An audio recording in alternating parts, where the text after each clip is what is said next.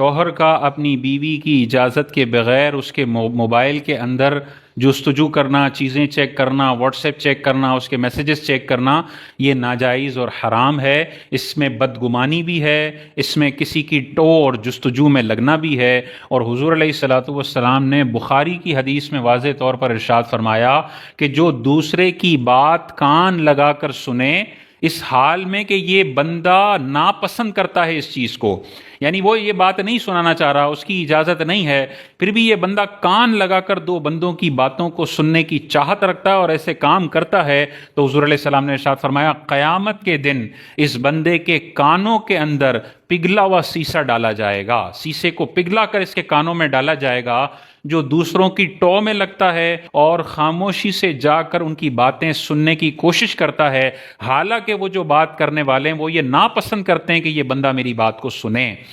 تو اگر شوہر ناپسند کرتا ہے کہ بیوی اس کا موبائل چیک کرے، وہ اجازت نہیں دیتا، بیوی کے لیے ناجائز حرام ہے، اس بخاری کی حدیث کی مخالفت ہے۔ ہاں، اگر شوہر نے کلیتاً اجازت دے دی ہے یا شوہر اس چیز کا برا فیل نہیں کرتا، بیوی اس کا موبائل دیکھ رہی ہوتی ہے، اس کے مس کالز چیک کر رہی ہوتی ہے، اس کے میسیجز دیکھ رہی ہوتی ہے، اور شوہر اس کو برا محسوس نہیں کرتا بلکہ ایک طرح سے اس نے اجازت دی ہوئی ہے، تو اب بیوی بالکل میں موبائل چیک کر سکتی ہے، کوئی مسئلہ نہیں ہے۔ اسی طرح بیوی کا موبائل ہے، شوہر استعمال کرتا ہے، دیکھتا ہے میسیجز، کوئی اس نے پابندی نہیں لگائی، کوئی وہ برا محسوس نہیں کرتی، اس کی پرائیویسی ڈسٹرب نہیں ہوتی، تو یہ بھی کام کیا جا سکتا ہے۔ تو دوست کا موبائل، بھائی کا موبائل، بہن کا موبائل، یہ اس طرح سے جو دوسرے کے موبائلوں کو چیک کیا جاتا ہے، ان کی گیلری میں گھستے ہیں، تصویریں دیکھنے کی کوشش کرتے ہیں، میسیجز میں گھستے ہیں، نمبر نکالنے کی کوشش کرتے ہیں، میسیجز پڑھتے ہیں، یہ سب ناجائز اور حرام اور گناہ ہے، بدگمانی بھی ہے، کسی کی ٹو میں لگنا بھی ہے، اور یہ والا عذاب بھی ہے کہ ایسے بندے کے کانوں کے اندر قیامت کے دن پگھلا ہوا سیسا ڈالا جائے گا۔ اس نے موبائل میں ایک تصویر دیکھنے کے لیے موبائل دیا ہے تو بس وہ تصویر دیکھیں،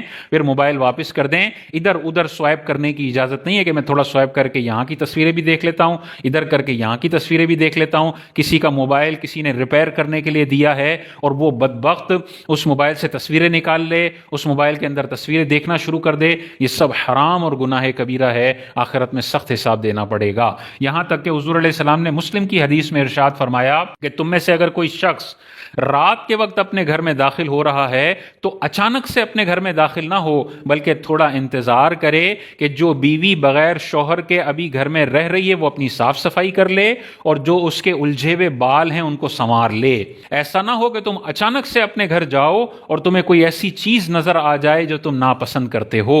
اس قدر احتیاط کا کہا گیا ہے، پرائیویسی کی خیال رکھنے کا کہا گیا ہے، تو ان چیزوں کا ہمیں خیال رکھنا چاہیے۔ موبائل اس طرح بغیر اجازت کے نہ گھسیں اس کے موبائل میں، اس سے شک پیدا ہوتا ہے۔ ایک دفعہ میاں بیوی کے مقدس رشتے میں شک کا بیج بو دیا جائے تو آہستہ آہستہ یہ ایسا تناور درخت بنتا ہے کہ بڑے بڑے پیارے رشتے جو مضبوط نکاح کے رشتے ہوتے ہیں وہ بھی ٹوٹ کر بالکل بکھر جاتے ہیں۔ ہاں، اگر باپ ہے اور وہ یہ دیکھ رہا ہے کہ یار میرا بیٹا غلط لوگوں میں پڑ گیا ہے، وہ کوئی کرائم کر رہا ہے موبائل کے اندر، وہ کوئی ایسی کاروائی کر رہا ہے جس سے اسے شدید نقصان پہنچ سکتا ہے، تو باپ کے لیے جائز ہے کہ اپنے بیٹے کا موبائل چیک کرے، کیونکہ یہاں پر ضرورت ہے۔ یہ والی بدگمانی باپ کر سکتا ہے اگر اس کے پاس کوئی پیچھے قرینہ موجود ہو، لیکن کوئی قرینہ نہیں، ایسے ہی چیک کرتا ہے بھائی اپنی بہن کا موبائل کہ میں چیک کروں، کسی لڑکے سے تو بات نہیں کرتی، تو یہ کیوں آپ نے چیک کیا؟ اگر پیچھے کوئی اور سٹوری آپ کے پاس ہو کہ وہ اسکول کا بنک کر کے کسی لڑکے کے ساتھ گھومنے چلی گئی ہے، اس کی بنیاد پر آپ اس کا موبائل چیک کرتے ہیں، چلیں پھر کوئی گنجائش نکل سکتی ہے کہ بہن کہیں اپنی عزت نہ لٹوا بیٹھے، اس کا موبائل چیک کر لوں اور اسے سیدھی راہ پہ لے کر آؤں، یہ ٹھیک ہے۔ لیکن کوئی ایسی بات نہیں ہے، اور ایسے ہی موبائل چیک کر رہے ہیں کہ کہیں میری بہن جو ہے کسی نامحرم سے بات تو نہیں کر رہی، یہ بدگمانی ہے، اور کسی مسلمان سے یہ بدگمانی کرنا حرام ہے، اور اس کی ٹو میں لگنا اور جان بوجھ کے موبائل سے کچھ کیڑے نکالنے کی کوشش کرنا یہ گناہ ہے، ان چیزوں سے باز آنا چاہیے۔